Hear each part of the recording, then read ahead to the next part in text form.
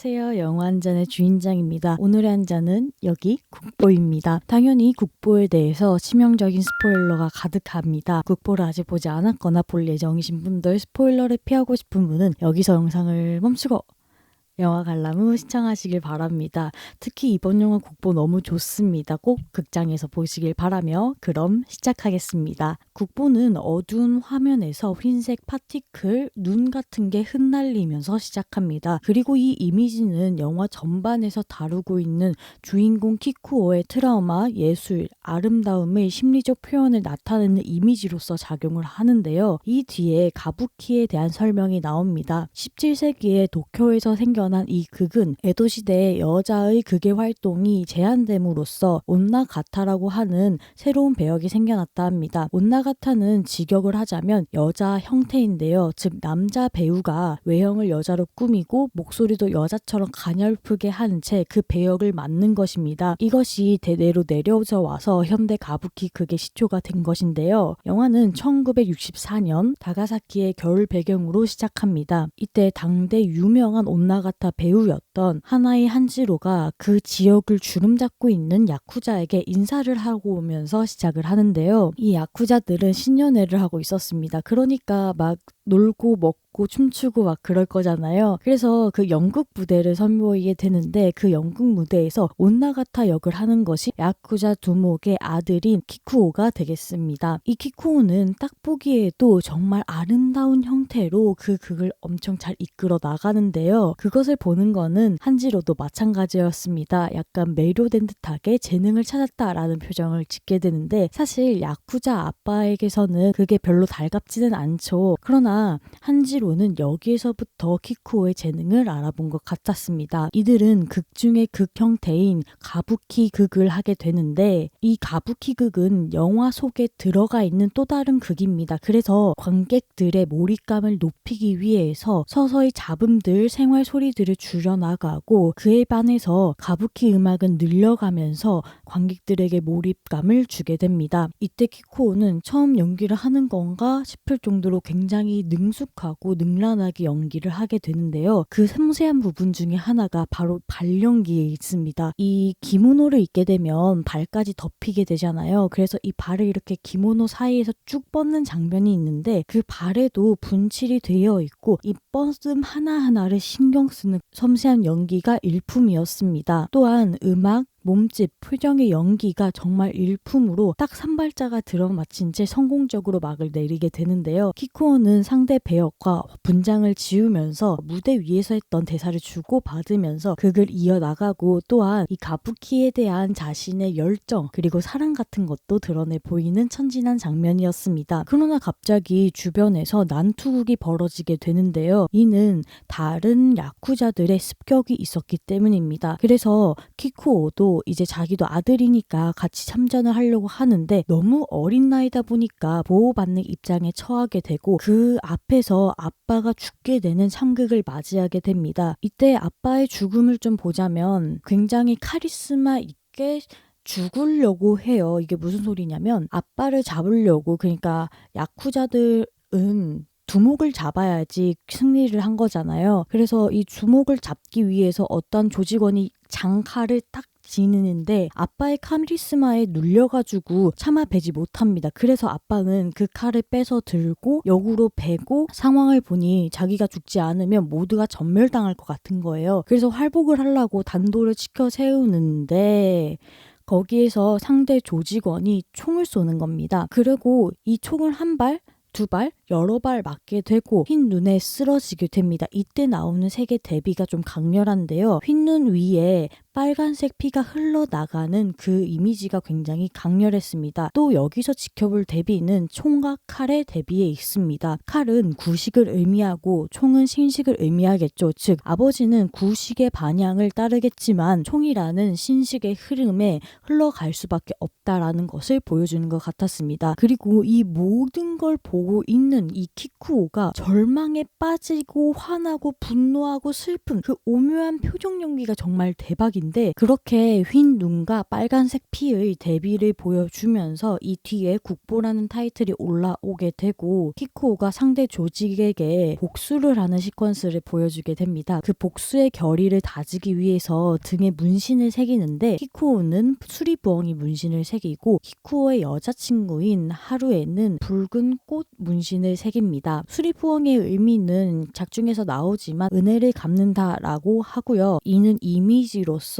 은혜를 갚을 때와 혹은 은혜를 저버리고 날아가는 새의 메타포로 나오게 됩니다. 아무튼 등에 문신도 새겼겠다. 이제 무기를 찾으러 가야 되잖아요. 그래서 그의 동료인지 친구인지 모를 애한테 총과 칼을 받게 됩니다. 그 애는 키쿠오에게 맨 처음에 총을 건네게 돼요. 근데 키쿠오는 총을 받아 들고 요리조리 보다가 다시 총을 그에게 건네주게 됩니다. 그리고 그 애는 칼을 주게 되는데 키쿠오는 칼을 받아 들고 상대 야쿠자에게 복수를 하려고 뛰어가는 그 순간 검은색으로 암전이 되고 택시에서 내리는 키쿠오의 모습을 보여줍니다. 그래서 정말로 복수에 성공을 했는지 안 했는지는 관객이 모른 채 왜 이곳에 왔는지 궁금증을 유발하게 됩니다. 근데 이 시퀀스에서 또 다르게 볼 점은 바로 컷 편집에 있습니다. 제가 간단하게 키쿠오가 복수를 하는 그 일에 대해서만 얘기를 했는데 사실 이 시퀀스는 3개의 일이 인원합니다. 첫 번째 일은 다리 위에서 키쿠오를 걱정하는 하루의 그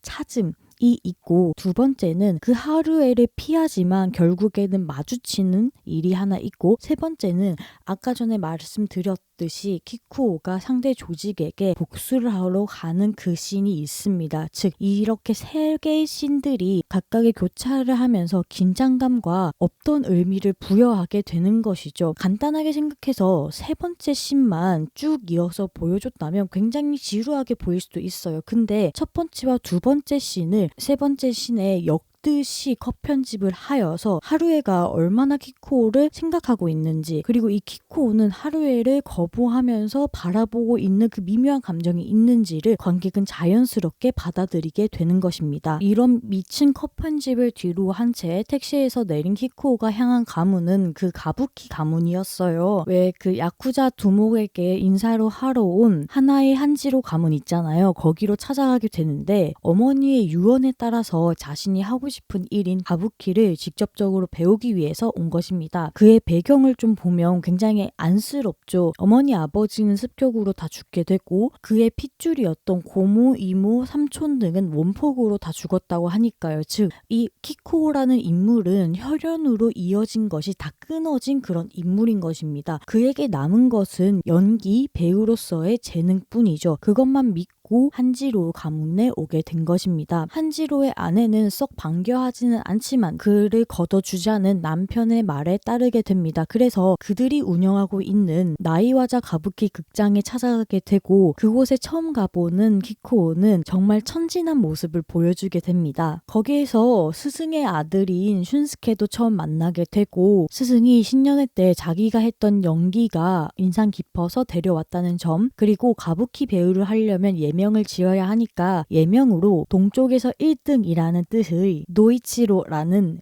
예명도 지어줍니다. 여기서 밝혀지는 사실은 사실 복수에 실패했다는 것이죠. 근데 한지로는 그것을 나쁘게 보지 않고 배짱만은 좋다라고 웃어 넘기게 됩니다. 그리고 동시에 극장에서 가부키 극이 시작하게 되는데 영화를 보는 관객들이 처음 마주한 가부키 극은 키쿠오가 한 가부키 극이었죠. 근데 그 가부키 극은 2명에서만 하고 굉장히 짧게 보여줬는데 이번에 사자의 춤을 하면서 본격적으로 관객들이 볼 수 있게 되는 것입니다. 근데 여기서 약간 주인장만의 좀 웃음 포인트가 있었는데 제가 어렸을 때부터 원피스의 골수 팬이었거든요. 그래서 그 사자춤을 하는 그 두 배우를 보자마자 저 라이조 아닌가?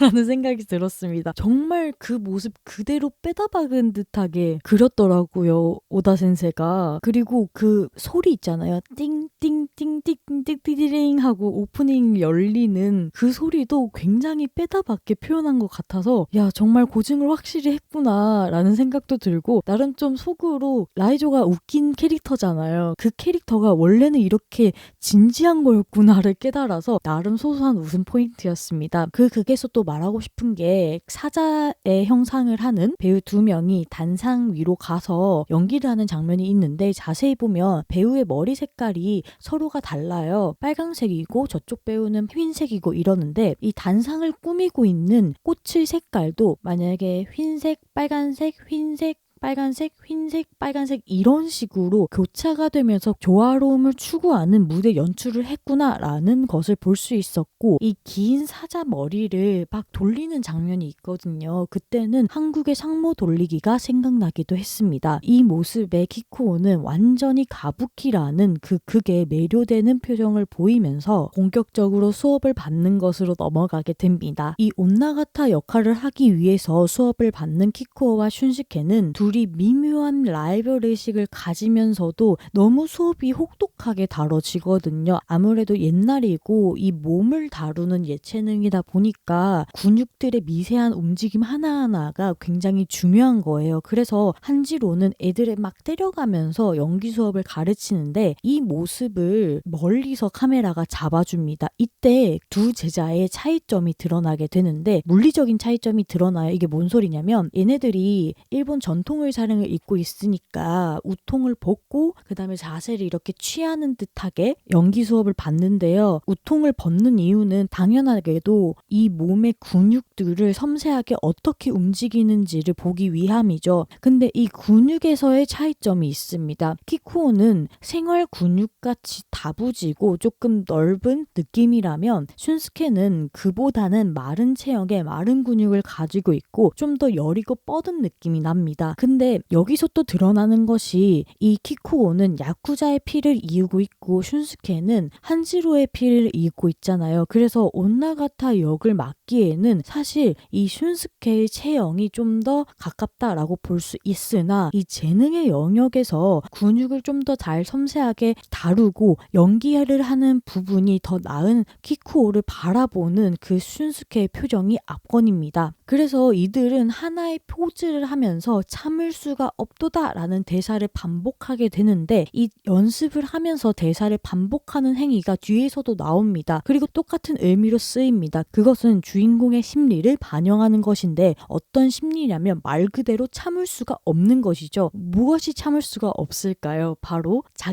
자기가 원하는 만큼 할 수 없음에 대해서 참을 수가 없는 것이고 슌스케 같은 경우는 내가 더 잘하고 싶은데 제가 더 잘하네 참을 수가 없다라고 볼 수 있습니다. 그런데 이 한지로 스승은 두 아이들을 굉장히 혹독하게 다루면서 이게 라이벌 의식만 생기는 게 아니라 동료애도 생기고 친구가 되고 라이벌도 됐다가 이렇게 복잡 미묘한 관계. 근데 그것보다는 약간 동료나 친구가 좀 더 근접하게 두 소녀는 자라나게 됩니다. 같이 학교도 다니는데요. 하교를 하면서 배웠던 동작을 맞춰보는 것이 이 영화에서 처음이자 마지막으로 천진한 장면이었습니다. 그렇게 연습을 거듭하고 그런 연습을 보는 아내는 남편에게 한마디를 합니다. 슌스케는 너의 피를 닮아서 그나마 따라가는데 키쿠오는 스펀지처럼 쫙쫙 흡수를 하는 것 같아. 재능이 정말 남다르더라 라고 말을 하고 한지로는 둘이 콤비로서 온나가타 역을 세울 거라고 말을 합니다. 한편 온나가타 연기를 하기 전 시점인데요. 키쿠오와 신스케는 요정 게이샤 집에 가서 같이 놀게 됩니다. 근데 이때 약간 둘의 차이가 또 느껴지는데 슌스케는 이런 곳에 많이 와본 거예요. 그래가지고 어떻게 잘 놀아야 할지 막 가위바위보 게임을 하고 술도 막 이렇게 마셔가면서 노는데 키쿠오는 여기서 처음 와봤거든요. 그래서 놀 줄 모르는 거예요. 그래서 먼 곳에서 바라본 채 환타를 마시고 있는데 한 게이샤가 키쿠오에게 접근을 합니다. 그래서 환타를 따라주는데 그게 또 자존심이 상하는 거예요. 그래서 건너편에 있는 술을 냅다 들어서 이렇게 마시는데 처음 술을 마셔보면 되게 쓰잖아요. 그래서 뱉어버리게 되고 약간 민망해집니다. 그 자리를 피해서 창가가 있는 복도로 이동을 하는데요. 게이샤도 같이 따라 나와서 자신의 인생을 키쿠오에게 바친다라는 말을 합니다. 그래서 왜 그렇게 간단하게 말할 수 있느냐라고 물어보자 너는 아무리 봐도 훌륭한 배우가 될 것 같다라고 말을 합니다. 결혼은 바라지도 않고 둘째, 셋째가 돼도 좋으니까 미리 예약만 해놓는다고 말을 합니다. 그래서 여기서 드러나는 점은 이 게이샤는 키쿠오의 가부키 연기를 한 번도 본 적이 없어요. 근데 그럼에도 불구하고 드러나는 그의 재능에 투자를 한 것입니다. 그래서 땅거미 공연을 하기 전에 이 백로 아가씨 역할을 맡고 있는 국보 스승을 만나게 됩니다. 이 영상에서는 그냥 늙은 스승이라고 할게요. 이 늙은 스승은 가부키의 세계가 혈연으로 이루어져 있다는 것을 잘 알기 때문에 한지로 그 다음에 슌스케 그 뒤에 있는 키쿠오에게 차례대로 인사를 하면서 덕담을 주고받게 되는데 키쿠오에게 마지막에 충고 어린 말을 합니다. 그 말은 무엇이었냐면 너는 얼굴이 너무 예쁘다. 근데 그 얼굴이 예쁜 것은 배우로 하기 위해서 좀 버려야 될 부분이다. 그렇지 않으면 너가 잡아먹히게 될 것이다 라고 말을 하고 이 말은 뒤에 복선으로 작용합니다. 근데 여기서 또 말을 하고 싶은 게요. 이 늙은 스승이 세 사람을 이렇게 부를 때 손짓이 이렇게 나오거든요. 근데 이 손짓이 굉장히 섬세하고 아름다운 거예요. 그래서 이 국보라는 타이틀을 가지고 있는 이 늙은 스승이 온나가타 역을 어떻게 대하고 있는지를 이 손짓 하나에 다 보여주는 것 같았습니다. 이내 극을 하게 되고 키쿠오는 이 눈의 이미지를 상상합니다. 키쿠오가 했던 그 발끝의 연기를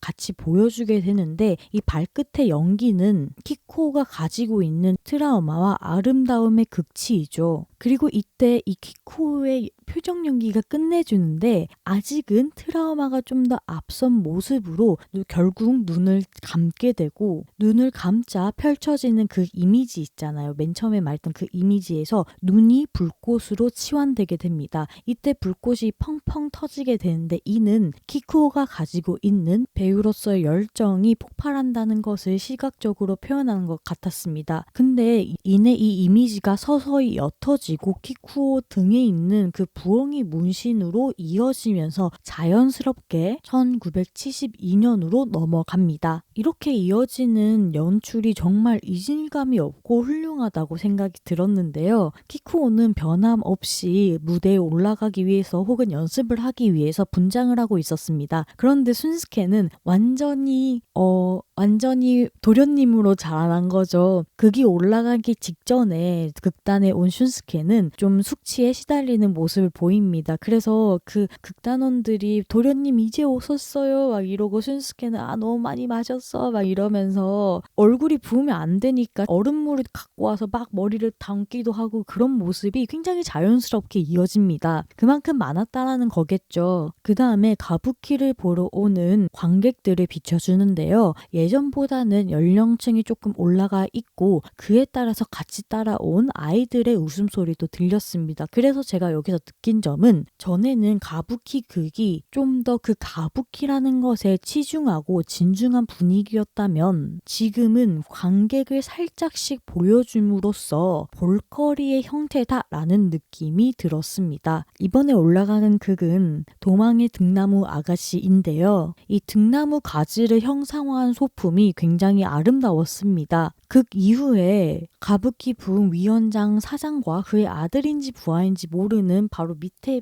있는 사람으로 보이는 사람이 백스테이지에 와가지고 막 얘기를 하다가 사장은 가버리고 그 부하가 남게 되는데 그 부하는 표정이 굉장히 떨떠름해 보이는 거예요. 그래서 키쿠오가 왜 그런 표정을 하냐, 너 별로 뭐 마음에 안 드는 거 있냐 이런 식으로 물어보니까 그 부하가 키쿠오에게 이렇게 말을 합니다. 가부키는 가족 세습이다. 너가 아무리 열정을 쏟아도 결국에는 너 혼자 남게 될걸? 이런 말을 하고 거기에 키쿠오는 너 뭐라 했는데 다시 말해봐 이렇게 하다가 주먹 다짐으로 이어지게 됩니다. 그래서 왜 주먹 다짐까지 이어지게 됐냐를 생각해보면 제 생각에는 키쿠오의 심리 기저에 있는 생각을 건드려서인 것 같은데요. 왜 나름 사람들마다 심리 기저에 있는 생각, 그러니까 트라우마가 될 수도 있고 열등감이 될 수도 있고 약간 부정적인 그런 생각들이 생각들이 있잖아요. 그 생각을 그 부하가 딱 건드린 것이죠. 이미 키코는 여기까지 옴으로써 재능은 한계가 있고 피로써 이 바닥이 돌아가고 있는 것을 어느 정도 눈치는 챘을 것입니다. 그래서 열등감이라고 할 수 있는 그 혈연에 대해서 마음속에 이미 품고 있는데 타인이 그거를 건드려 버리니까 화가 나서 주먹 다짐을 하게 되는 것이죠. 그리고 이는 아직 폭력으로서 문제를 해결하려고 하는 야쿠자의 피가 있다는 것으로도 받아들일 수 있습니다. 한편 그 사장하고 한지로가 같이 이렇게 나가게 되거든요. 그때 두 사람을 도조지에 세우자라는 이야기가 나옵니다. 도조지는 굉장히 좀 명성이 높은 그런 콤비 온나가타 극인 것 같은데 그래서 그 두 사람은 또 열심히 연습을 하겠죠. 그리고 그렇게 열심히 연습을 하는 키코를 하루에는 응원하고 있습니다. 시간이 좀 지나서 도조지 극이 올라갈 시간이 되었습니다. 둘은 그렇게 큰 도조지라는 극을 하기 위해서 굉장히 막 떨려하고 있는데 이때 스승이 나타나서 두 제자에게 응원을 하게 됩니다. 이때 보면 미묘하게 슌스케의 응원과 키코의 응원이 다르다라는 것을 느낄 수 있습니다. 한지로 스승은 슌스케에게는 너는 내 피를 이을고 있다. 너는 배우의 피가 있고 그 피가 무대에서 널 지켜줄 것이다 라고 얘기를 하고 키코에게는 너는 지난 7년간 연습을 한 번도 빼먹지 않고 노력을 했다. 그래서 너가 무대 위에서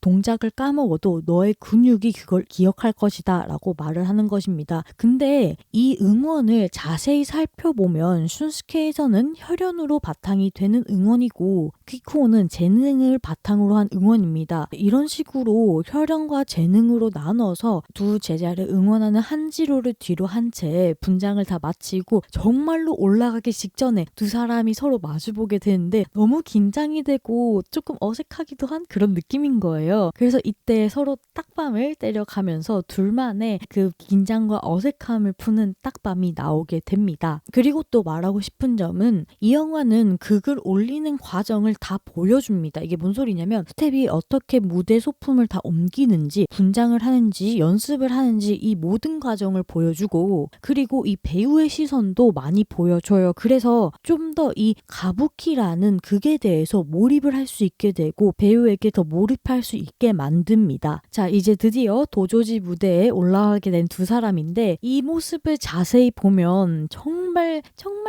미묘한 차이로 안 맞다라는 것을 볼 수 있어요. 근데 이게 굉장히 미묘한 차이인데 뭐냐면 두 사람이 콤비로 올라갔잖아요. 같이 돌아야 될 타이밍에 같이 돌긴 도는데 거기서 나타나는 그 옷자락의 각도라던가 혹은 이렇게 같이 마주보는 씬인데 이 마주 볼 때 이 각도라던가 이렇게 사소한 거지만 이게 차이점이 미묘하게 드러나는 게 보여요. 그리고 이거는 카메라가 배우의 시점에서 보여주기 때문에 보이는 것이지 영화 속 안에서 그 가부키 극장을 바라보고 있는 관객의 시선에서는 사실 들키지는 않을 것 같아요. 근데 카메라가 뒤에서 보여주고 있기 때문에 보이는 그런 미묘한 차이점입니다. 그러나 극이 진행되면서 절정으로 향하게 되는데 무대 위에서 빨간색 복식이었던 두 사람이 아주 깔끔하게 하얀색으로 변하는 것이 이 극의 정점인 것 같았습니다. 그리고 이 두 사람이 작은 우산으로 춤추고 캐스터네츠 같은 것으로 막 쳐가면서 춤을 추는데 점점점 두 사람의 호흡이 맞춰져 가면서 정말 콤비로서 완벽한 모습을 보여줍니다. 그래서 이 극의 처음부터 끝까지 다 보게 되면 이때까지의 두 사람의 서사를 함축해서 보여주는 듯한 느낌도 듭니다. 그리고 여기서 또 말하고 싶은 게 빨간 옷에서 흰색 옷으로 이렇게 변했잖아요. 근데 앞에서 빨강과 흰색의 대비가 있었습니다. 빨강은 피였고 흰색은 눈이었잖아요. 그래서 제가 말씀드리고 싶은 것은 피는 죽음을 의미를 하고 흰색은 순결한 것, 예술적인 것을 의미를 한다고 본다면 이 빨강 죽음에서 흰색, 순결한 것, 예술적인 것으로 탈바꿈하는 키쿠오의 모습을 보여줬지 않을까란 생각도 듭니다. 그리고 음악에 관해서도 말씀을 드리고 싶은데 이 극 중에 극인 가부키가 진행이 될 때는 극의 전통 음악과 현대 영화 음악이 교묘하게 섞여서 둘 다 쓰이게 됩니다. 전통 음악은 가부키의 입장을 담당하며 몰입할 수 있게 하는 그런 포석 같은 느낌이라면 현대 음악은 전통 음악과 자연스럽게 섞여들듯이 딱 들어왔다가 특정의 사건을 통해 극 극강의 몰입감을 줘야 할 때 전통 음악을 압도하면서 개인적인 감정이나 느낌의 몰입감을 줍니다. 그래서 영화 전반에 나와 있는 그러한 현대음악과 전통음악의 쓰임이 이것과 비슷하고 또 후로 갈수록은 변주가 되면서 극에 대한 재미를 더합니다. 도조지 극은 성공적으로 맞춰진 것으로 보이고 TV 인터뷰를 따게 되는데 여기서 또 두 사람의 차이가 나타납니다. 슌스케는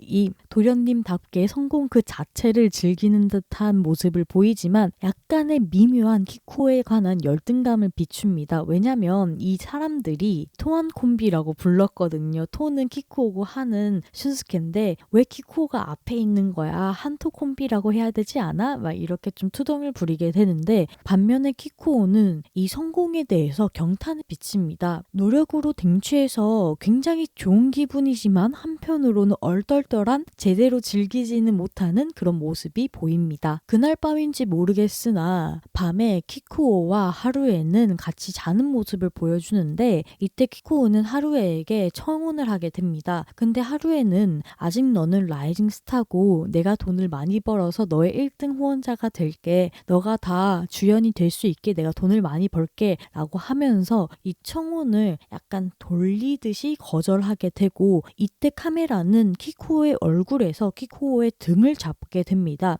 키코의 등에는 수리부엉이가 문신으로 새겨져 있는데 앞에서 수리부엉이는 은혜를 갚는다는 뜻이었죠. 그래서 은혜를 갚으려고 이제 하루에를 책임지려고 청혼을 하였으나 그 청혼이 반려되었고 그래서 하루에에게 약간은 실망하고 마음이 떠나서 그렇게 날개짓하는 부엉이 그러니까 떠나가는 새의 모습을 잡지 않았나 라는 생각이 들었습니다. 아침이 밝아오고 키코는 아무 말을 하지 않은 채 하루의 집을 나가게 되고 하루에는 굉장히 좀 무서운 표정으로 그를 바라보다가 그가 나가게 되자 이내 울음을 터뜨립니다. 이걸 보면 잠정적으로 둘의 사이가 깨졌음을 알 수 있습니다. 근데 또 영화는 급박하게 상황이 돌아갑니다. 왜냐면 한지로 스승이 교통사고를 당했습니다. 그래서 바로 다음 달에 있는 그게 대역이 필요하게 된 것인데 모든 사람들 그러니까 아내 키쿠오 그리고 극단 사람들 모두가 슌스케가 아버지인 한지로의 대역을 할 것이라고 생각하고 있었습니다. 그래서 키쿠오도 당연하게 그렇게 생각하고 있었으니까 슌스케에게 너 대사 다 외웠어?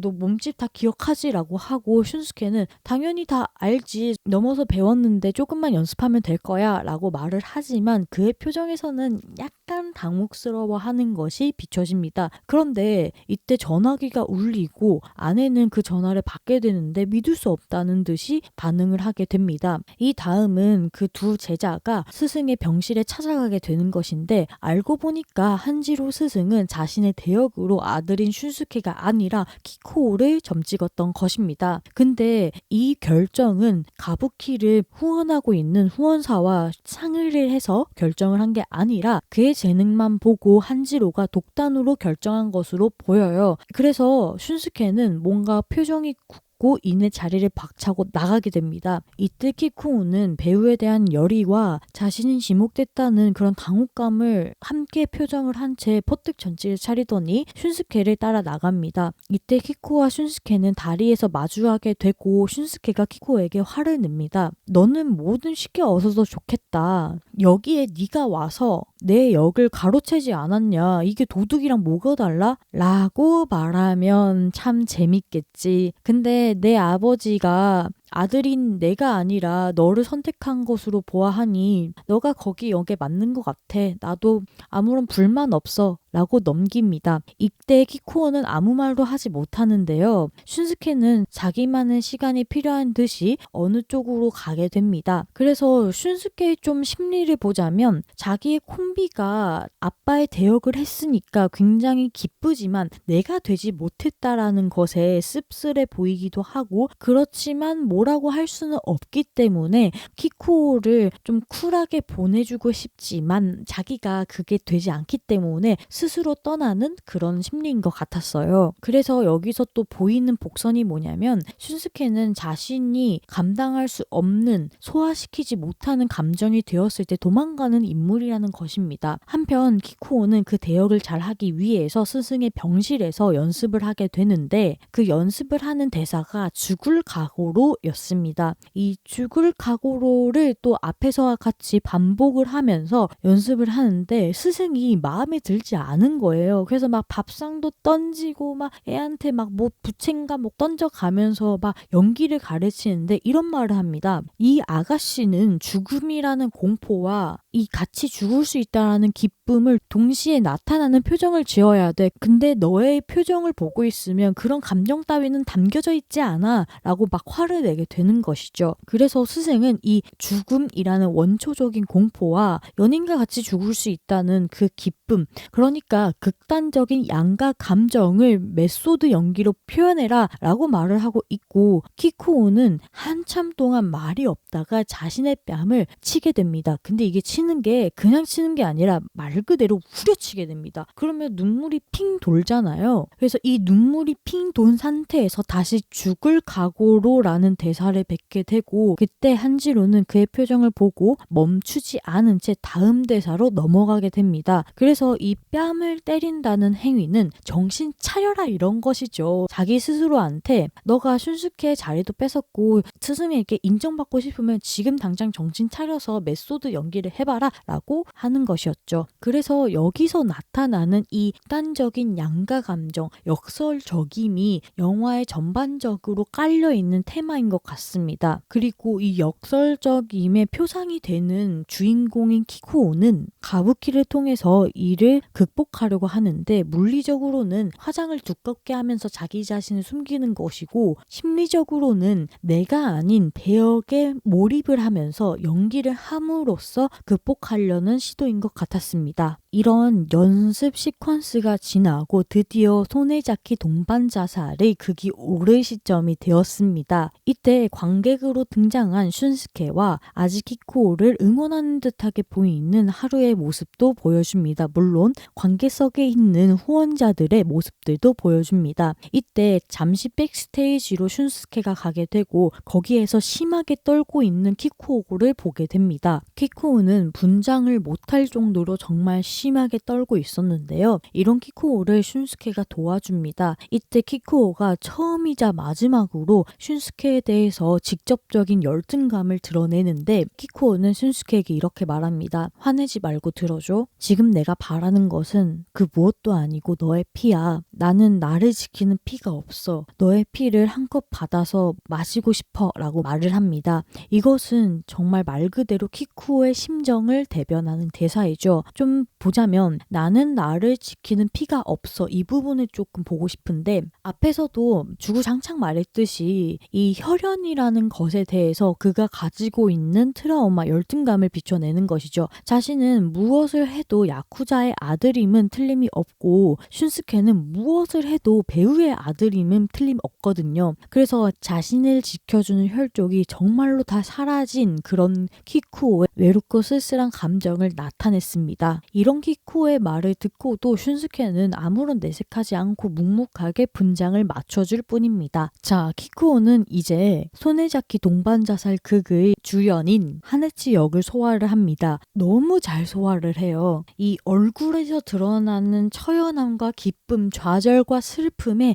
아주 복잡한 미묘하고 양가적인 감정을 정말 잘 살려냅니다. 그래서 앞에서 연기 연습을 할 때 메소드 연기로 연습을 했잖아요. 그것을 알고 보니까 배우 자신이 가지고 있는 그 감정선과 배역이 가지고 있는 감정선을 아주 잘 엮어가면서 진심으로 연기를 하고 있다는 느낌을 받았습니다. 이 동반 자살 극의 장면이 굉장히 감동적인 이유가 뭐냐면 적절한 배우의 시선과 맞물리면서 가부키 배역과 엄청난 시너지를 내기 때문인데요. 이를 아름답지만 경박스럽고 뭔가 슬픈데 감정이 동요되고 그런데 얼굴은 각오를 한 듯한 공허한데 불쌍하고 근데 뭔가 각오를 한 듯한 얼굴로서 표현을 하니까 굉장히 천재적인 연기가 아닐 수 없습니다. 이내 엔딩이 찾아오고 막이 쳐지고 어리둥절함과 다시 무대 위에 홀로 있는 자기 자신이 혼자인 것만 같은 외로움과 쓸쓸함의 아이러니를 느끼는 주인공인데요. 트라우마로 새겨진 그 눈이 내리는 것을 주인공이 보고 여기에서는 앞에서와는 다르게 트라우마를 극복한 것처럼 나옵니다. 그래서 여기에서 잠깐 이 내리는 그 눈의 이미지의 의미를 좀 살펴보고 싶은데요. 내리는 눈의 이미지가 트라우마로 혹은 매번 나오는 까닭은 무엇일까요? 그 이유는 맨 처음으로 좀 돌아가 봐야 될 것 같습니다. 아빠가 죽을 때 그 죽음을 키쿠오는 눈앞에서 봤거든요. 그때 하필이면 또 눈이 내리고 있었어요. 그리고 그 풍광은 누가 봐도 아름다웠습니다. 그러나 거기에서 아빠가 죽었죠. 그래서 이 역설적임이 뇌리에 박힌 것 같습니다. 그 흩날리는 눈은 아름다웠고 비극적인 아빠의 죽음이 거기에 더해지면서 뇌리에 정확하게 박힌 것 같았습니다. 근데 제가 이 동반자살극을 키코의 시점만 풀었잖아요. 여기서도 기가 막힌 컷 편집이 하나 들어가게 됩니다. 바로 관객석에 있는 슌스케와 하루에의 시퀀스인데요. 자, 이제 극이 시작이 됐어요. 그래서 슌스케하고 하루에는 극을 쳐다보겠죠. 근데 이내 슌스케는 그 절정에 다달라서 눈물 한 방울 이렇게 처연하게 뚝 흘리는 그 연기를 보고 극장을 박차고 도망치게 됩니다. 그러면서 슌스케도 양가 감정을 느꼈는데 쓸쓸함과 기쁨, 그러니까 라이벌로서의 쓸쓸함과 친구 입장에서의 기쁨을 동시에 느껴서 이렇게 심정이 복잡하고 소화를 하지 못해서 도망치는 걸로 나옵니다. 근데 이를 하루에가 보고 하루에는 슌스케를 따라 나가게 됩니다. 그래서 이 두 인물이 극장 밖에서 대사를 주고받게 되는데 슌스케는 하루에게 이렇게 말해요. 나는 도망치는 것이 아니야. 난 진짜 배우가 되고 싶어. 피가 아닌 진짜 배우라고 말을 하고 하루에는 나도 동감해 같이 가자라고 말을 뱉으면서 손을 잡고 둘이서 도망을 가게 되는 것입니다. 이 장면이 키쿠오의 그 동반자살 글과 교차 편집이 되면서 앞에서 쓰였던 그 방식이 그대로 쓰이게 되는 겁니다. 그리고 앞에서 쓰였던 음악의 표현도 그대로 쓰이면서 이 둘의 서사를 더욱더 극적으로 올리면서 몰입감을 주게 된 겁니다. 그런데 왜 순스케와 하루에는 둘이 같이 떠났을까요? 그 이유를 조금 살펴보자면 둘이 같은 동질감을 느꼈기 때문이라고 생각이 듭니다. 이게 뭐냐면 순스케는 배우의 입장으로서 키쿠오의 연기를 보면서 내가 더 이상 따라잡을 수 없음, 내가 닿을 수 없는 그런 거리감을 느꼈고 하루에는 일반인 그러니까 배우가 아닌 입장에서 봤을 때 이 키쿠오가 하는 극단적인 메소드 연기를 보면서 그런 연기에 경외감도 느끼지만 오히려 그 경외감 때문에 거리감을 느꼈을 것 같습니다. 그리고 이 둘은 밖에서 대화를 주고 받음으로써 똑같은 거리감을 느꼈고 거기에 대해서 동질감을 느껴서 서로 도망을 갔다라고 저는 보고 있습니다. 그러니까 정리를 하자면 결국 이 둘은 다른 위치에서 비슷한 거리감을 느껴서 이로 인해 동질감이 생겼고 함께 떠난 것입니다. 그리고 앞에서 제가 슌스케도 두 가지 양가 감정을 느꼈다라고 했잖아요. 거기에서 배우의 입장에서의 그 기쁨, 경외에 대해서 좀 더 말을 하고 싶은데 이 슌스케가 보기에도 키쿠오가 연기하는 그 아가씨가 너무 아름다운 거예요. 그래서 질투가 나지 않는 그런 경의의 단계에 있기 때문에 거리감을 느낀 것 같습니다. 그래서 이러한 감정은 마지막에 키쿠오의 딸이 가졌던 그런 감정하고 겹쳐 보이기도 합니다. 그리고 둘이서 나갔잖아요. 사실 따지고 보면 순스케는 혼자 갈 수도 있는데 하루에랑 같이 간단 말이죠. 이는 어떻게 보면 후에 하루에가 슌스케의 아내가 되어서 아이를 낳게 되는데 이는 키쿠오가 오하츠 역을 뺏은 것처럼 그의 연인을 똑같이 뺏는 것으로 볼 수 있습니다. 그리고 향후 키쿠오가 일자리가 좀 끊겼을 때 아키코라는 여자를 통해서 배역을 따내려고 하거든요. 그의 행동과 비슷하게 맞물립니다. 그리고 제가 앞에서 음악의 표현도 그 전과 같이 똑같이 쓰인다고 했는데 앞서서 두 사람이 처음에 콤비를 했을 때와 같이 현대 음악과 전통 음악이 섞이게 되고 키쿠오가 극을 연기하는 첫 번째 씬과 슌스케와 하루에가 떠나가는 두 번째 씬이 교차 편집되면서 몰입감을 줍니다. 근데 여기서 앞에서와는 다른 점이 있는데 그것은 앞에서는 컷 편집을 하면서 그 복수를 향해 나간다는 그 긴장감과 하루에와 키쿠오의 심리 상태에 좀 집중을 했다면 여기서는 슌스케와 하루에가 나가는 그러한 일련의 사건이 동반 자살극과 겹치게 되면서 이 두 번째 씬에 서사가 부여되는 느낌이 좀 더 강했습니다. 그 다음에 영화는 1980년 8년 후라고 시간을 알려주고 아야코라는 소녀가 남학신을 신고 놀다가 망원경으로 바꿔서 노는 장면을 보여줍니다. 여기서도 보여주는 게 망원경이라고 하는 신세대와 남학신이라고 하는 구세대의 대비를 보여줍니다. 아야노는 키쿠오의 딸이고 이 딸이 아빠가 신사에 비는 것을 보게 됩니다. 그래서 질문을 하게 되는데 아빠 뭘 빈 거예요? 라고 물어보자 키쿠오는 딸에게 일본 최고의 가부키 배우가 되게 해달라고 빌었어 라고 말합니다. 이에 아야노는 그래서 신이 뭐라고 대답했어요? 라고 물어보는데 키쿠오는 거기에 난 신한테 빈 게 아니야 악마에게 빌었지. 그래서 아야노는 그래서 어떻게 됐어요? 라고 물어보고 키쿠오는 거래 성립이래 라고 말을 합니다. 그래서 이 대사 시퀀스에서 볼 수 있는 것은 키쿠오가 약간 흑화를 했다라는 부분인데 이 신사 앞에서 신에게 비는 것이 아니라 악마와 거래를 했다라고 표현하는 점 그리고 이것을 여과 없이 딸에게 표현했다는 점에서 이 키쿠오의 지금 처지를 좀 볼 수 있습니다. 따지고 보면 키쿠오와 가장 가까웠던 두 사람이 사라진 거거든요. 종국에는 약간 관계가 흔들렸지만 자신의 애인과 그리고 슌스케 절친이자 라이벌이자 동료가 사라졌거든요. 그래서 더 이상 신에게는 매달리지 않고 자신의 능력, 악마적인 능력에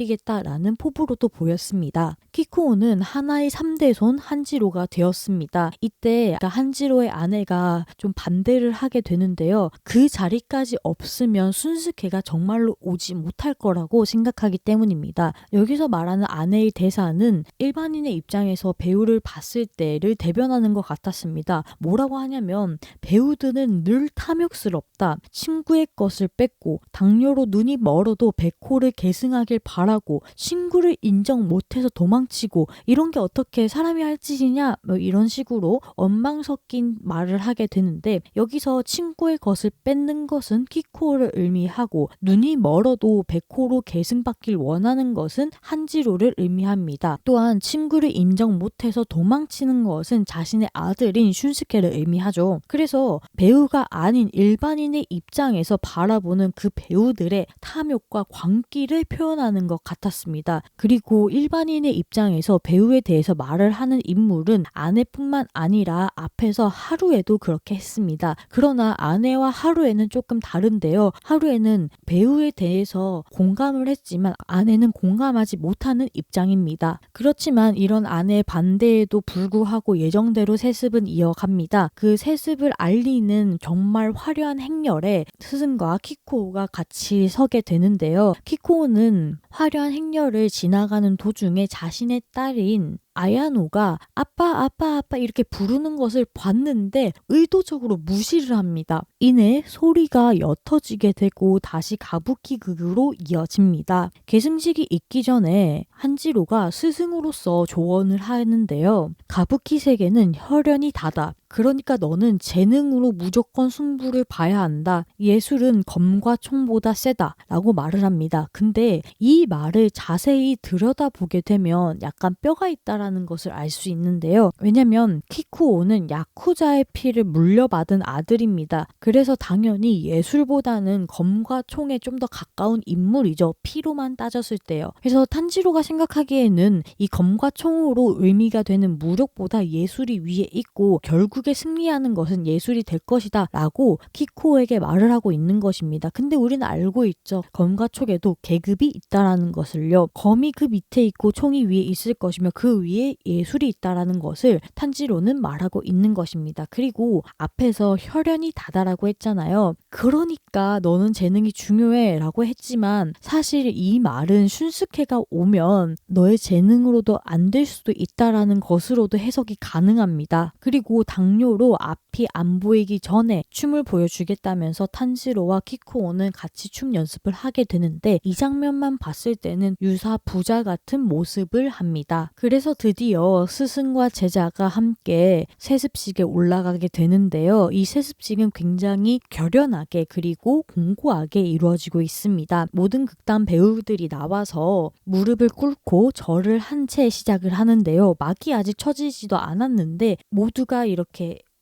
절을 하고 시작을 합니다. 이때 자기를 상징하는 부채들이 다 앞에 놓여져 있고 드디어 막이 쳐지고 이 세습식이 왜 일어났는지에 대해서 그 늙은 스승이 있잖아요. 그 스승이 말을 하게 되고 이어서 키쿠오가 자신이 하나의 한지로 3대 손이 됐다는 것을 알리게 됩니다. 그 다음이 백호로 세습을 받을 한지로의 차례였는데 온몸을 막 벌벌벌벌 떠는 거예요. 사시나무 떨듯이. 그래서 이게 무슨 일이지? 라고 키쿠오가 보는데 갑자기 피를 울컥하고 토해내는 겁니다. 피를 토해내자 주변 사람들이 굉장히 당황을 했고 막을 쳐라고 하면서 세습식이 급하게 종료가 되는데 그때까지도 스승은 막을 열어라 내 무대다 왜 니네 마음대로 막을 치나 막을 열어라 나 할 수 있다라고 하는 그런 광기를 보여주게 됩니다. 그래서 정말 눈을 뒤집어 까고 온몸을 막 비틀어 가면서 연기를 하는데 이때 정말 자신이 위급함을 느끼니까 찾는 것은 키쿠오가 아니라 슌스케의 이름을 찾습니다. 슌스케 나의 아들 슌스케 이렇게 찾거든요. 그래서 이 장면에서 무대에 대한 이상하리 많지 강한 집착과 광기 그리고 기괴함을 보여줌과 동시에 슌스케를 찾으면서 피로 이어진 가부키 세계의 냉정함도 같이 보여줬습니다. 그리고 이 세계에 그대로 녹아져 있는 그 스승 그 자체도 보여주게 됩니다. 키쿠오는 그 전에 자신을 걷어주고 아빠처럼 잘 대해줬다라고 말을 했는데 종국에는 진짜 자신의 아들인 슈즈케만을 찾는 그 스승을 보자 몸이 굳어버립니다. 그래서 스승을 옮기는데 도움이 되지 못한 채 덩그러니 무대 위로 남아있게 되는데 그 무대 위에 있던 사람은 키쿠오뿐만 아니라 늙은 스승도 무대 위에 있었습니다. 그래서 정말 그의 스승은 이 늙은 스승이다라는 것을 이 장면으로 보여줌과 동시에 배우로서 무대 위에 그대로 남아있는 사람은 이 둘뿐이다라는 것을 보여주는 것도 같았습니다. 여기서 죄송합니다라고 키쿠오는 말하게 되고 이는 당연히 자신이 슌스케 대신에 세습 받아서 혹은 그렇게 스승이 피를 토해가면서 옆에서 쓰러져 있는데 돕지 못한 것에 대한 죄송합니다라고 말을 합니다. 이에 영화는 가부키로 대답을 하는데 어라 이렇게 원통할지어 라는 가부키 대사와 장면을 보여주면서 1982년으로 넘어가게 됩니다. 1982년은 스승이 위독해졌고 슌스케가 다시 복귀를 한 시점입니다. 슌스케는 키쿠오에게 자기 대신에 이 극단을 잘 운영해 준 거에 대해서 고맙고 미안하다라고 말을 합니다. 이에 딱밤으로 키쿠오는 답을 하는데 이 딱밤은 두 사람 그러니까 키쿠오하고 슌스케의 어색함과 긴장감을 푸는 메타포였잖아요. 그래서 아직까지는 키쿠오가 슌스케를 친구이자 동료로 받아들이고 있다라는 것을 보여주고 있습니다. 이때 키쿠오와 슌스케의 대비가 또 나타나는데요. 키쿠오는 게이샤를 통해서 혼의 자식인 아야노가 있고 슌스케는 하루에와 결혼으로 아들이 있습니다. 그래서 이 둘의 운명이 비슷한 듯 다르게 흘러감을 보여줍니다. 가부키의 세계로 다시 돌아와서 성공을 해보겠다는 TV 인터뷰로 슌스케가 나오게 되는데 슌스케는 여기에서 자기가 왜 후계자로 태어났는지 그리고 어떻게 성장했는지 그때 당시에는 마냥 벅차기만 했는데 이제는 받아들이려 한다. 내가 가부키 세계를 떠나 있을 동안 지방에서 공연을 했었다라고 말을 하면서 복귀를 대대적으로 알립니다. 그러니까 결국은 아버지의 이름을 빌려서 복귀를 한 것인데 결국은 피가 전부라는 가부키 세계의 민낯을 보여주는 것이죠. 하지만 스승의 빚은 자기의 빚이라면 아직도 스승의 빚을 갖고 있는 키쿠오를 보여줌으로써 또 아이 아이러니함을 자아냅니다. 그래서 슌스케가 돌아왔으니까 그 스승의 빚을 슌스케한테 주자라고 극단 단원들 주변인들이 말을 하지만 거기에 대해서 키쿠오는 이제 와서 이 이름을 돌려줄 수 없잖아 라고 답을 합니다. 근데 이게 또 두 가지 의미로 해석할 수 있어요. 내가 이 이름으로 많이 활동을 했기 때문에 더 돌려줄 수 없다라는 것도 있지만 스승이 자기에게 준 이름이잖아요. 그래서 자기가 돌려주게 되면 스승의 의도 이름이 먹칠을 한다라고 생각할 수도 있어요. 그래서 이 두 가지 의미로 또 해석이 가능하고 그럼에도 불구하고 자기는 스승의 빚을 갚아 나가겠다라고 말을 합니다. 슌스케는 좀 많이 쉬었잖아요. 그래서 늙은 스승의 레슨을 받게 되는데 그 레슨 받는 장면을 또 키쿠오가 보게 됩니다. 근데 이 키쿠오가 그 둘을 바라볼 때 늙은 스승이 아주 의도적이게 이렇게 고개를 돌리거든요. 그래서 카메라도 의도적이게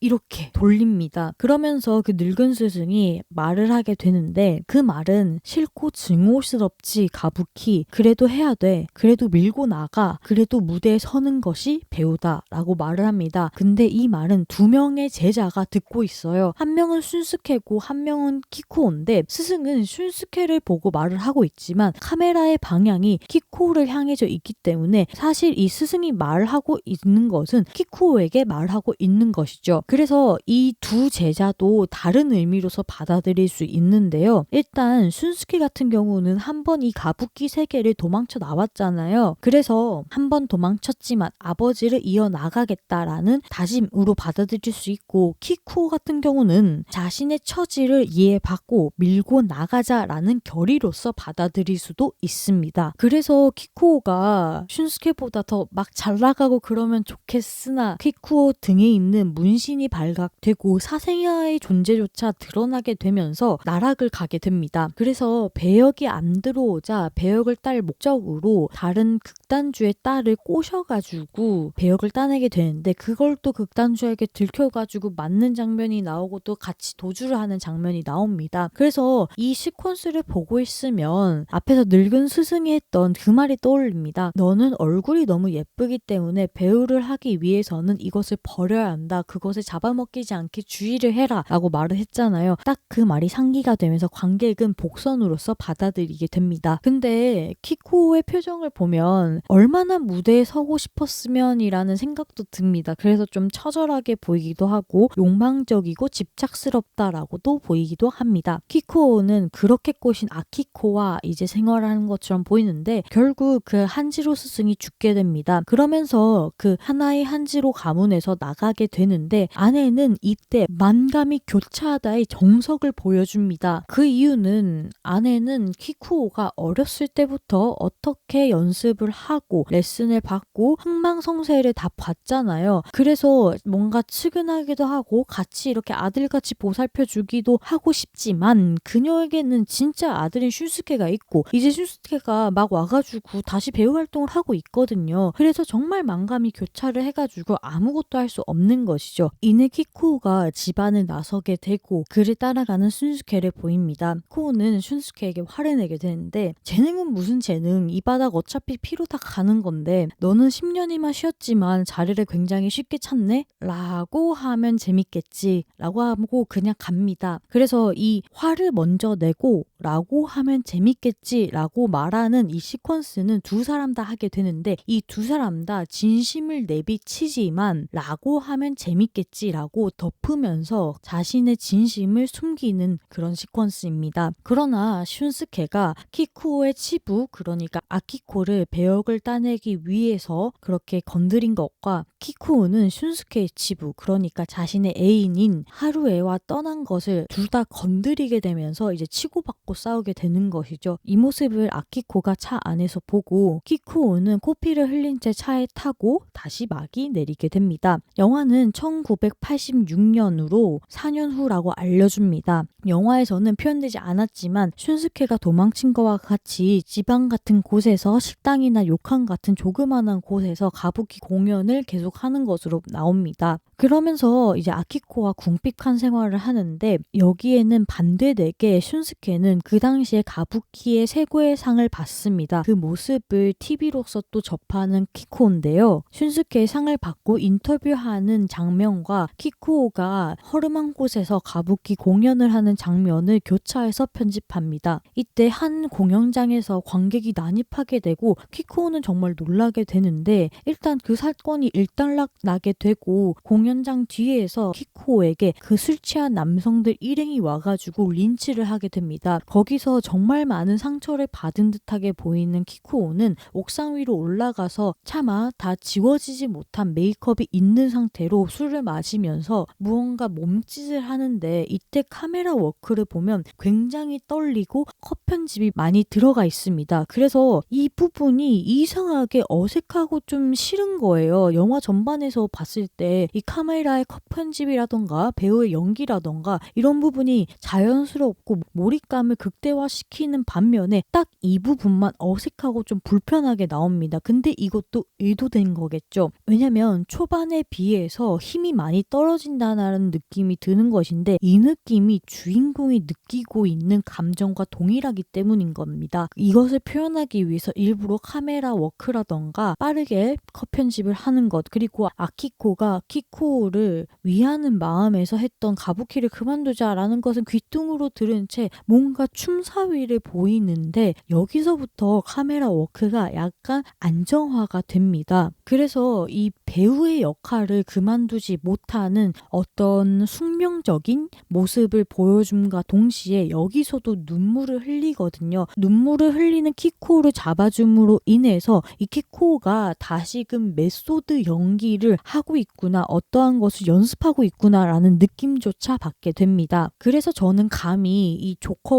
1 이후로 최고의 춤신이 벌어진다라고 볼 수 있는데요. 조커는 카메라가 이 춤선을 이렇게 훑으면서 정적이게 보여주고 심리를 극대화시킨다면 국보에서는 조커보다는 컷이 많이 들어가 있고 활동적이며 얼굴을 크게 클로즈업해서 인물의 심리에 좀 더 초점을 둔 느낌입니다. 그리고 허망한 곳을 바라보는 그렇게 우픈 눈물이 흘리는 것이 굉장히 일품이고 방향성은 잃은 느낌이 제대로 나면서 이 장면이 추하면서 원망스럽고 화나는데 우스꽝스러운 느낌을 정말 잘 살립니다. 그리고 이 느낌은 앞에서 우리 동반자살극 봤잖아요. 그 동반자살극과 미묘하게 겹쳐지는 부분으로도 볼 수 있습니다. 그리고 여기서 가부키의 음악과 현대 음악의 쓰임새가 달라지면서, 그러니까 가부키 음악은 정통적인 극음악이었고 현대 음악은 심리와 사건이 극대화될 때 쓰이는 음악이었잖아요. 이 음악의 쓰임새가 달라지면서 배우와 자기 자신을 분리시키는 느낌마저 줍니다. 그러니까 굉장히 역설적인 거예요. 메소드 연기를 하는 것처럼 보이는데 그로 인해서 역설적으로 나와 배역을 분리시키는 것이죠. 다음날에 키코를 찾아온 후원자는 만기쿠 선생님이 널 찾으려고 한다. 그러니까 늙은 스승이 널 찾는다 라고 합니다. 그러면서 후원자가 하는 말이 있는데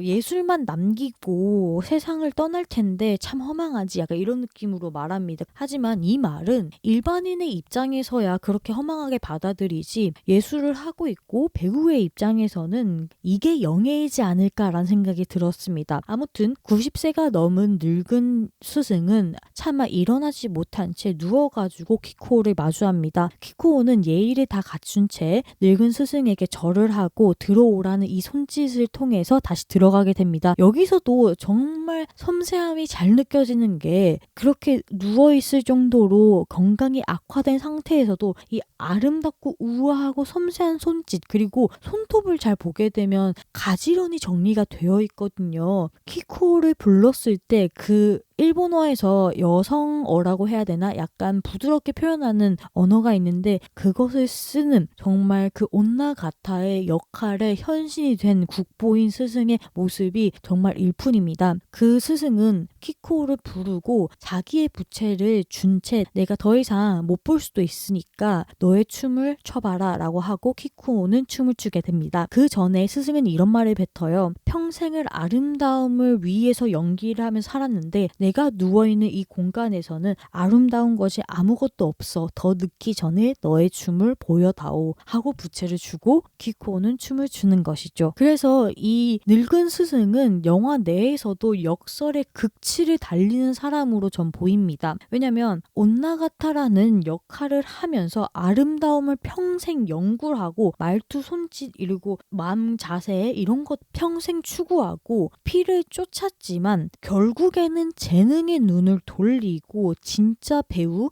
아름다움을 버리지 못하는 그런 배우의 숙명을 보여주는 인물입니다. 그리고 또 여기서 말하고 싶은 게 이 키쿠오가 춤을 추면서 손짓을 이렇게 뻗는 장면이 있거든요. 근데 이 손짓을 뻗는 장면이 늙은 스승의 손짓과 교차 편집이 되면서 이 늙은 스승의 어를 이어받는 느낌이 듭니다. 그래서 이 두 명의 스승과 두 명의 제자에 대해서 말을 하고 싶은데요. 두 명의 스승이란 것은 일단 그 한지로 스승과 늙은 스승이 있고 두 명의 제자라는 것은 키쿠오와 슌스케가 있습니다. 근데 이 계승 받는 것을 생각해 볼 수 있는데요. 한지로 스승은 슌스케에게 계승을 하려고 하였으나 슌스케가 도망가고 없으니까 뭐 어쩔 수 없지 혹은 얘도 잘하기도 하니까 키쿠오에게 자신의 이름을 세습합니다. 근데 자신이 죽고 나서 슌스케가 오게 되고 그 자리는 자연스럽게 슌스케가 차지하게 되죠. 그런데 이 늙은 스승을 바라보게 되면 늙은 스승은 도움을 주는 것은 한지로 쪽입니다. 이 피로 세습되는 이 부자를 먼저 도와주지만 재능을 알아봤기 때문에 키쿠오에게 자신의 부채, 정체성을 주면서 정말로 세습한다는 느낌을 주는 것이죠. 그리고 이 둘의 말로도 스승들의 말로하고 겹쳐집니다. 이는 뒤에 가서 살펴보고 그 다음으로 키쿠오는 텅 빈 무대를 바라보게 됩니다. 이 텅 빈 무대는 말 그대로 비어버린 자기 자신을 의미하는 것이겠고 이내 조명이 하나둘 켜지고 관객들로 가득 차게 됩니다. 즉 이 부채를 받음으로써 내면에 배우라는 것에 대해서 공허함만이 가득 찼지만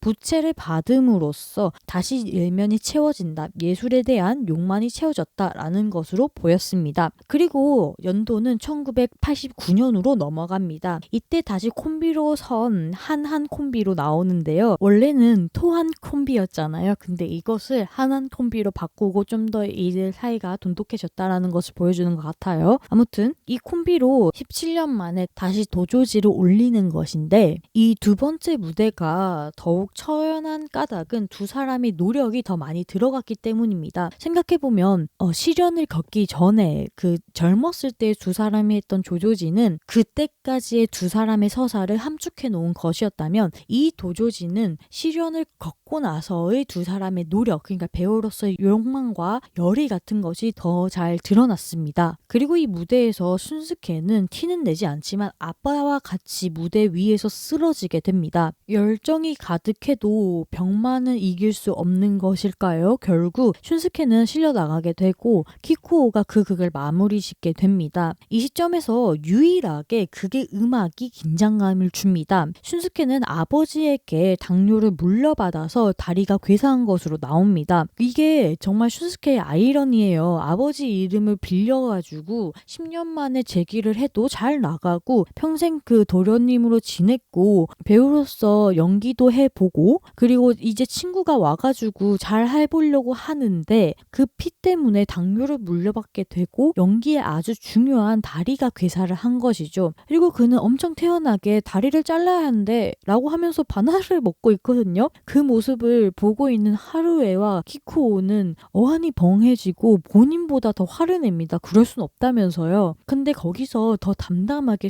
슌스케가 지금 무릎 아래로 자르지 않으면 이번에는 무릎 위에 어디까지 잘라야 될지 모른대 라고 말을 합니다. 그래서 이 모습으로 배우의 인생이 저물어 간다라는 것을 보여주고 있는 것이죠. 이제 때는 1995년이 되었습니다. 슌스케의 아들이 이제는 가부키를 배우고 있는데요. 당연히 키쿠오에게 배우고 있습니다. 왜냐하면 슌스케는 외발이기 때문에 알려줄 수가 없어요. 아들인 카즈토요는 아빠의 그런 신체 조건, 그러니까 날렵하고 좀 가느다란 선을 다 물려받았지만 학교 농구 동아리에 들어갔다라고 합니다. 그러니까 이 가부키가 세습이 어릴 것이다 라는 것을 보여주는 부분이에요. 그러면서 아들을 보내게 되고 스승의 기억을 추억하는 그 친구 둘의 모습으로 남아있는데 슌스케가 마지막으로 자신이 동반 자살 극의 여자로 연기를 하고 싶다라고 말을 하게 되고 키쿠오는 그것을 받아들입니다. 그래서 그 둘이 같이 가부키 극으로 올라가게 되는데 키쿠오는 남자 역할을 하고 슌스케는 여자 역할을 했어요. 근데 이 극에서 슌스케의 미쳐버린 연기를 볼 수 있습니다. 앞에서 사실 키쿠오의 연기도 미쳤거든요. 근데 여기서 슌스케의 연기는 다른 의미로 미쳐 있습니다. 자, 앞에서 키쿠오가 벌였던 동반 자살 극에서는 키쿠오가 그 역을 맡음으로써 열망이 가득하고 더욱 처연한 느낌이고 이를 연기를 하는 키쿠오 그 자체가 보였다면 슌스케가 연기하는 동반 자살 극은 키쿠오보다 더욱 아름답고 이상적입니다. 뭔가 먼 곳을 바라보고 있고 차마 끝낼 수 없는 배우에 대한 열의까지도 느껴집니다. 그리고 이 끝낼 수 없는 배우에 대한 열의는 그때 당시에 그의 상황을 반추한 것이죠. 첫 번째와 다르게 더욱더 아름답고 처연하고 먼 곳을 바라보며 이상적인 느낌까지 나는 것이죠. 그 시그니처 장면 있잖아요. 여자가 위에 앉아 있고 남자가 밑에서 여자의 발을 붙잡는 그 시그니처 장면에서 키쿠오는 이제 남자를 연기하고 있습니다. 그러면서 슌스케를 위에서 이렇게 바라보고 있는데 그때도 키쿠오의 표정 연기가 미쳤습니다. 왜냐하면 키쿠오는 항상 연기를 할 때 메소드 연기를 한 것처럼 보였는데 이 극에서만큼은 키쿠오 그 자체를 연기하는 것 같았어요. 슌스케를 친구로서 받아들이고 슌스케가 이제 더 이상 연기를 하지 못할 것을 이미 알고 있기 때문에 더욱더 측은하고 처연하게 바라보면서 슬프게 받아들이는 것이죠. 그러면서 보여지는 게 자리를 이렇게 쭉 내미는 씬도 인상 깊잖아요. 거기서 그 다리를 내미는데 그 다리까지 괴사가 된 겁니다.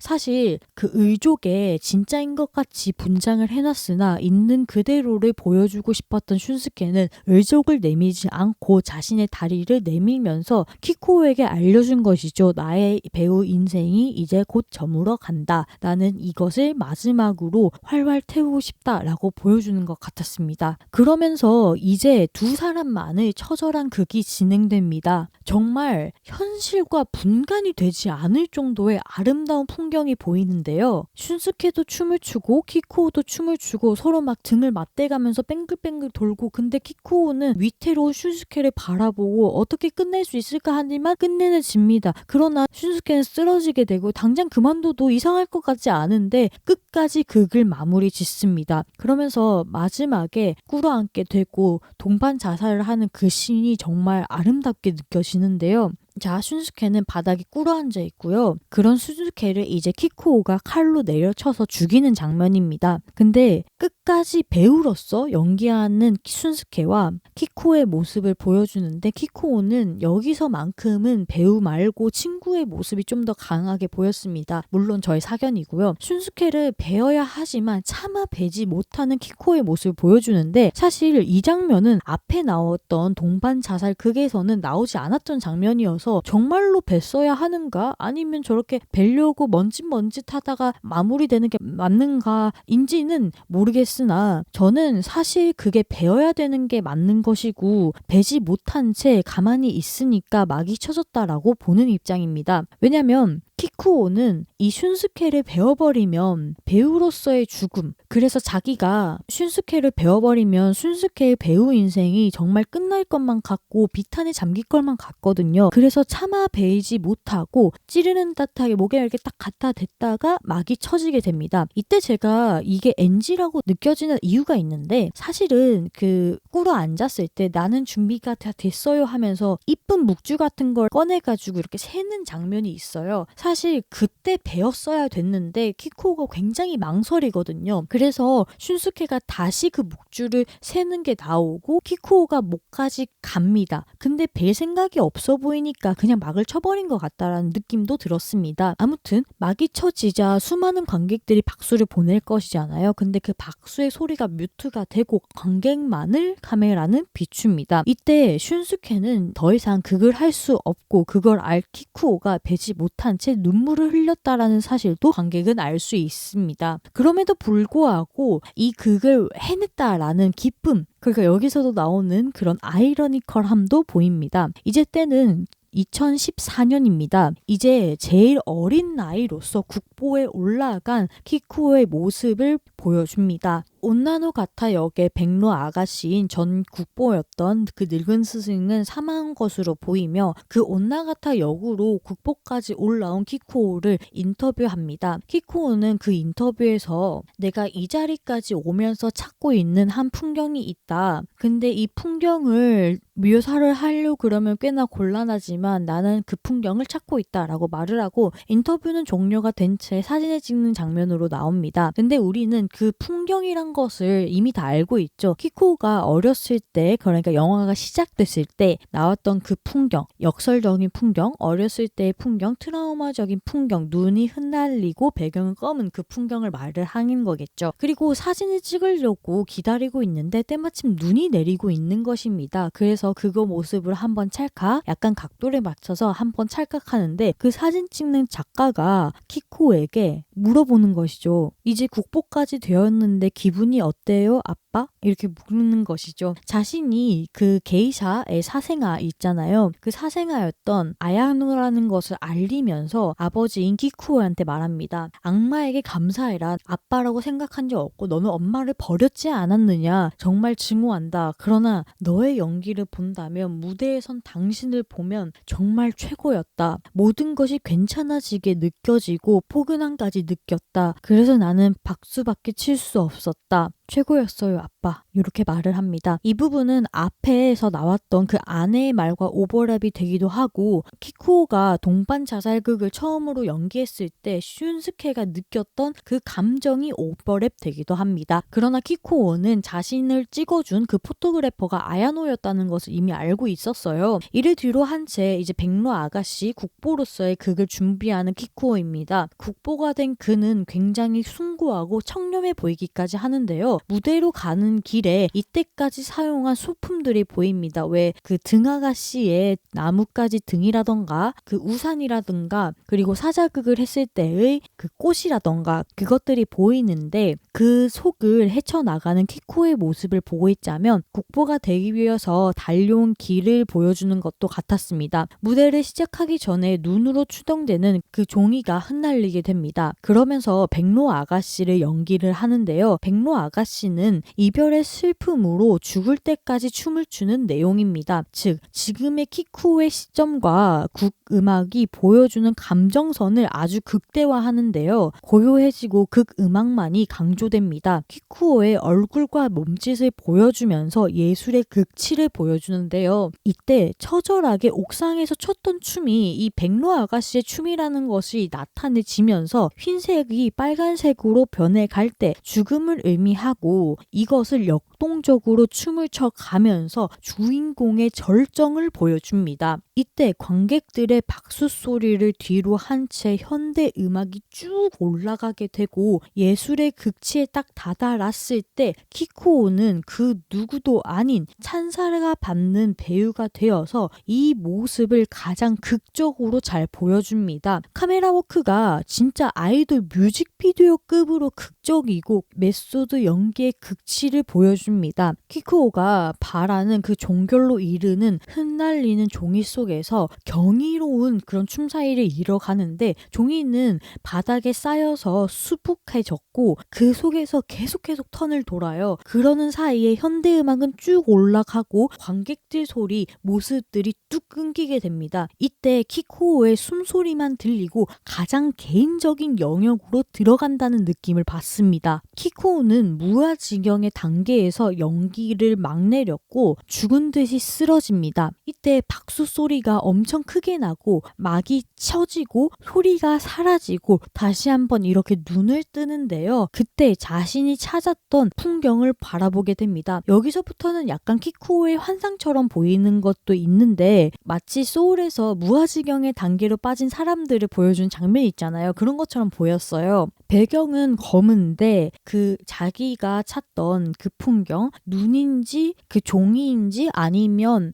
그 점의 입자 파티클인지 모를 그 흰색들이 흩날리다가 갑자기 한 곳에서 빛이 쫙 내리게 됩니다. 이것을 주인공이 바라보고 있고 그 바라보는 주인공의 얼굴을 극대화로 땡기면서 한마디 합니다. 키레이야, 예쁘네 라고 한마디 하면서 막을 내리게 됩니다. 그래서 저는 이 마지막 장면에서 그 블랙스완의 마지막 장면을 떠올릴 수밖에 없었는데요. 블랙스완에서도 자기가 만들어낸 그 퍼펙트라고 하고 죽잖아요. 그런 예술의 극치를 보여줬다면 국보에서는 끝끝내 이뤄낸 풍경에 대한 경의를 표현한 것 같았습니다. 그래서 이 두 장면이 조금 겹쳐지면서 저에게는 풍부한 의미로 다가왔습니다. 이제 조금 결론을 지어볼 차례인데 결론을 짓기 전에 일단 배우 연기가 미쳤다라는 사실을 굉장히 알려드리고 싶어요. 정말 미쳤어요. 이 키쿠오 역을 한 요시자와 요하고 아역이 쿠로카와 소야잖아요. 근데 이 둘의 연기가 그냥 미쳤어요. 이 아역 같은 경우는 괴물에서 나왔던 그 친구죠. 근데 그 친구가 괴물에서는 초등학생을 연기했다면 지금은 중학생, 고등학생 그쯤을 연기하고 있거든요. 정말 잘 자랐다. 그리고 그 한층 더 깊어졌다. 연기가 미쳤다라는 것을 보여주는데 그것을 그대로 이어져서 좀 더 녹진하고 미쳐버리게 연기한 여기 이분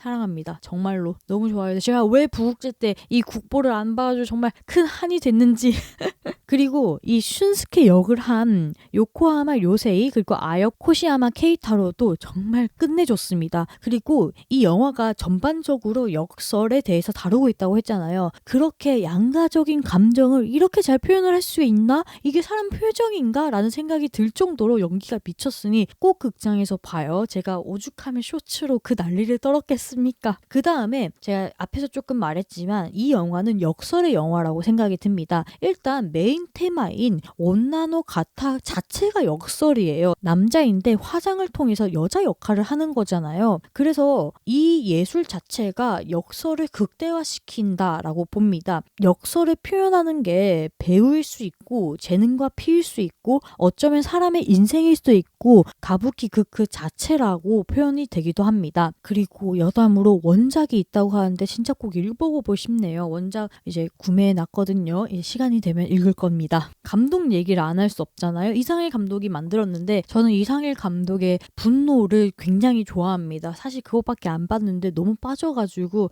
너무 좋다라고 생각을 하고 있었는데 이렇게 너무너무 좋은 명작 신작으로 감독을 다시 찾아볼 수 있어서 너무 좋았습니다. 또 생각나는 인터뷰가 감독이 태양별이를 보고 이제 이 작품을 만들겠다라고 한 다음에 국보를 만들었다고 하는데요. 그래서 저도 태양별이를 한번 도전해볼까라는 생각도 들었습니다. 저의 이런 덕심을 건드려버린 이 국보에 대한 한 줄 평과 잔존수로 길고 긴 영상을 한번 마무리 짓겠습니다. 국보에 대한 한 줄 평은 저 두꺼운 화장 뒤에 피땀 눈물로 빚어낸 역설의 예술입니다. 잔점수는 10잔 중 10잔 원샷입니다. 네, 이번 한 잔인 국보를 정말 토파보다 못해 세세하게 분해를 해봤는데요. 사실 정말 빠르게 올리고 싶었고 그 쇼츠 댓글에서도 오늘 아니면 내일 올릴 거예요 라고 했지만 영상 길이가 이렇게 길어질 줄 몰랐고 사실 두 번째 찍는 겁니다. 첫 번째를 반을 찍다가 카메라 이슈 때문에 다 찍지 못하고 이어서 찍으려고 하였으나 옷을 빨래를 해버려가지고 이어 찍지 못하고 처음부터 다시 찍고 있어요. 그래도 정말 너무 좋은 영화여서 저도 이런 열정을 불태울 수 있었던 있었던 것 같습니다. 이렇게 좋은 영화를 만들어주신 이상일 감독님께 다시 한번 리스펙을 보내고 이 영화를 찍음으로써 한 단계 더 올라간 그런 배우분들에게도 박수를 보냅니다. 그리고 저의 채널을 보고 또 들어주시는 구독자님 분들 댓글 너무 좋습니다. 구독과 좋아요, 댓글 달아주시고요. 제가 요즘에는 그 댓글 중에 감상평 남기는 댓글을 보고 정말 와 나도 못 보는 시야가 있구나라고 생각하기도 합니다. 그래서 댓글 달아주시면 저는 항상 답글을 달고요. 다음에도 더 좋은 영상을 찾아보겠습니다. 모두들 안녕. 긴 영상인데 봐주셔서 고맙고요. 또 봐요.